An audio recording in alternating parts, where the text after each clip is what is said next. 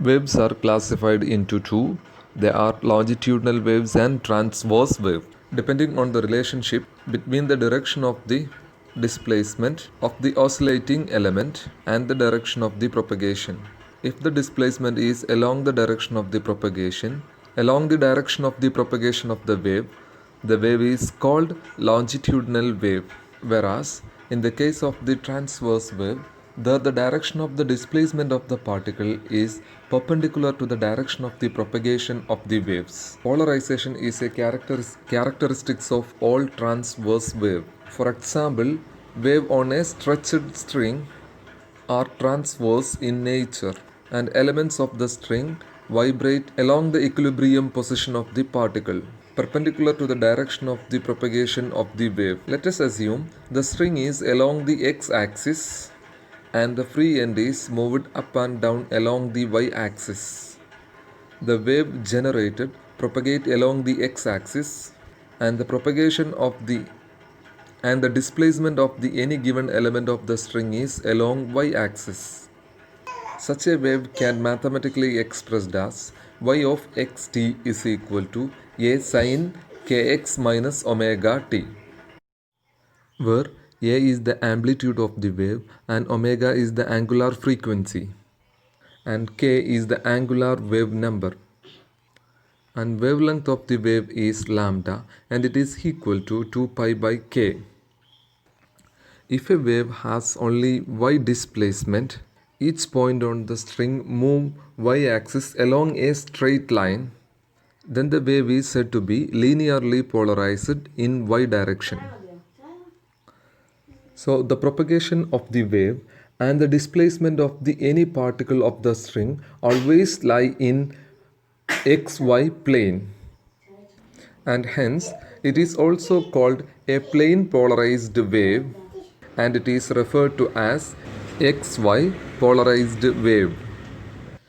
Instead of moving the string up and down along y direction, if we vibrate this along the z axis, then the displacement of the any given element of the string is along z axis. The wave so generated is a z polarized wave and is mathematically represented as z of xt is equal to a sin kx minus omega t. If the vibration of the string is not confined to a given plane, then the wave is an unpolarized wave. Now let us study about light wave. Light waves, which are electromagnetic waves, are transverse waves with electric and magnetic field oscillate perpendicular with each other and the direction of propagation. In the case of the light waves, the direction of the electric wave E is the direction of the polarization of the wave. For example, if E is always along the y-axis, then the light wave is y-polarized wave. The plane determined by the E vector and the direction of the propagation of the wave is called the plane of the polarization of the wave. If E remains in a fixed direction, then the wave is said to be linearly polarized or plane polarized. The electromagnetic waves used for TV and radio transmission are plane polarized. The light from the sources like sun and the incandescent lamp do not show single plane polarization. Let us represent the light with E vector, and the direction of the propagation is as shown. The light from these sources is composed of the many directions of the E vector distributed randomly around the direction of the propagation of the wave. This light is transverse but unpolarized. An unpolarized light can be converted into a plane polarized light using Polaroids. A Polaroid consists a long chain of molecules aligned in a particular direction. The component of the electric vector of the incident light which are in the direction of the aligned molecule get absorbed. The vector perpendicular to the direction of the lined molecules is known as the path axis. That means the path axis of a Polaroid is the polarizing direction. If an unpolarized light wave is incident on a Polaroid, the Polaroid sheet transmits only that light which has its electric field vector vibrating parallel to path axis and absorbs the light with E vector vibrating at right angled to the path axis. Now consider a Polaroid sheet placed in the path of a plane polarized light. The vector E represents the vector E shows the plane of the vibration of the light incident on the Polaroid. If EY and EZ is the components of the incident light, such that EY is parallel to the path axis and EZ is perpendicular to it, then only the EY component is passing through the Polaroid sheet. Now allow the light from an ordinary source. Allow the light from an ordinary source to pass through a Polaroid P1 and incident on a screen. It is experimentally observed. The intensity of the polarized light is half of the intensity of the incident light. Rotating P1 has no effect on the transmitted beam and the transmitted intensity remains constant. This can be explained as follows. In an unpolarized light, the direction of the E vector is randomly distributed around the direction of the propagation. We can resolve these different vectors into components EY along the polarized axis and EZ perpendicular to the polarizing axis. If the intensity of the incident light is 2I0, then because of symmetry, the intensity of the light in the direction of the polarizing axis is I0 and the intensity of the light in the perpendicular direction is I0. The Polaroid allow only the EY component of the incident light along polarizing axis allows to pass through it. Thus, the intensity of the transmitted light is half the intensity of the incident light. Let the intensity of the plane polarized light transmitted by the Polaroid P1 is I0. Now, place another Polaroid P2 in between the first Polaroid P1 and the screen of the path of the plane polarized light of intensity I0. Now, the intensity of the light falling on the screen depends on the orientation of the Polaroid P2. If we start rotating the Polaroid P2, the intensity of the light incident on the screen reduces to nearly zero at one position and reaches to maximum when we rotate the Polaroid through 90 degrees from the position of the intensity being zero.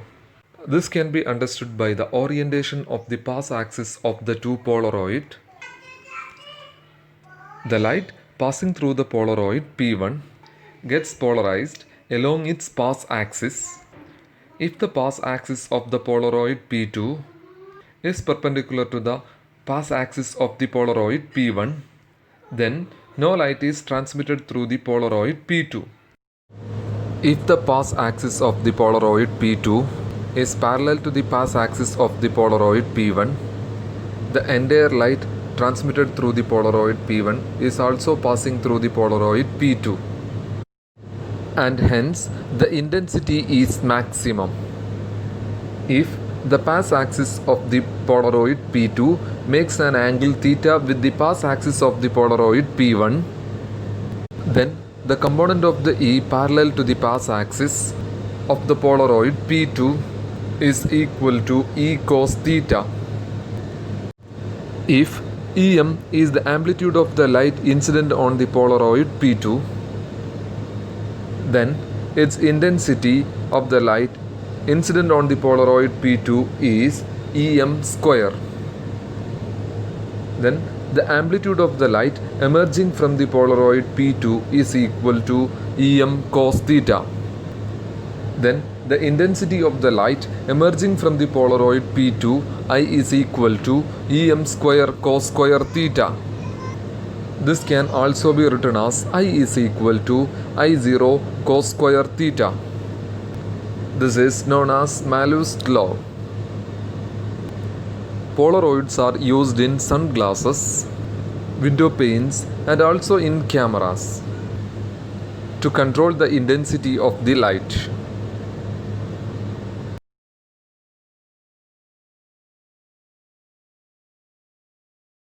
Let us now study about the polarization by scattering. When light waves propagate in a medium, they cause the electrons of the atom of the medium to oscillate periodically. In fact, these oscillations of the electrons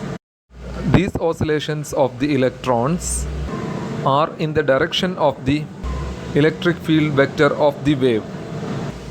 We know these oscillating electrons emit radiations.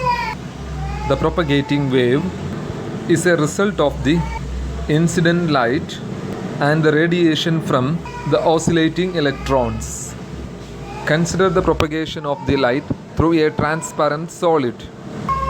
In such a case, it is experimentally observed that the radiation emitted by the oscillating electron is in the direction of the propagation of the light wave, and hence the resultant wave has maximum intensity in the direction of the incident light.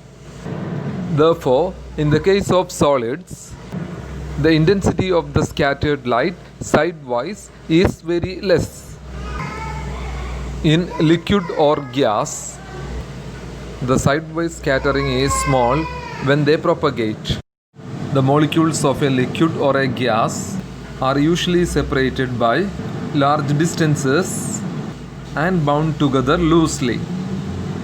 The oscillating electrons of these molecules act independently and scatter more light sidewise. Let us now consider the propagation of a light wave in a gas. Assume the propagation of light is along x-axis.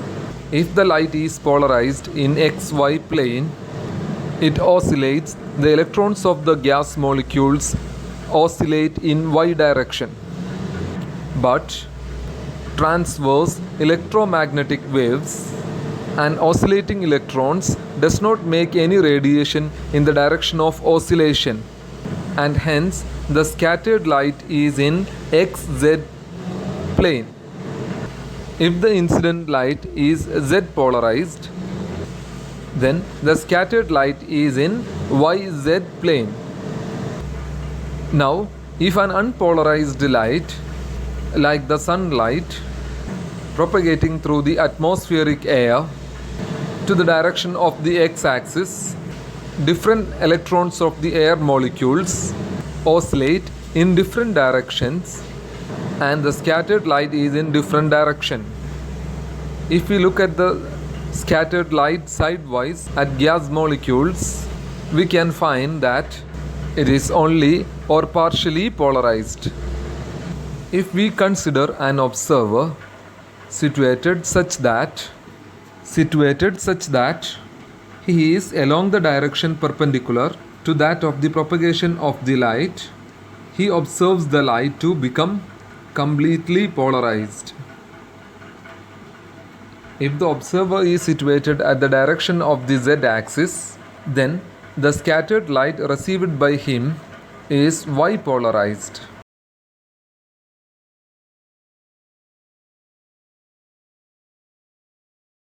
Unpolarized light can also totally or partially polarized by reflection.